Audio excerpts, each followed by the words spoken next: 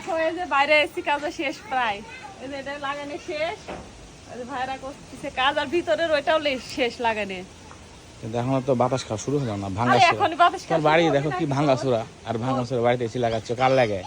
তোমার জন্য আর আমার বাচ্চাদের জন্য। রায়ান দেখে যাও। চলো একটু ভিতরে রায়ান দেখাই, আসছে, ওটা রায়ান ভিতরে আসছে। দেখাই, আসো।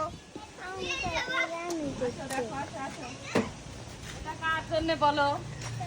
এটা কার জন্য এসি বলো? আমার জন্য, আমাদের জন্য। দেখো ওর জন্য একা না, আমাদের জন্য। যা ভিতরে দেখে নিয়ে আসো, দর্শক আসো। যাও, আমি যাবো না, আমি আসি।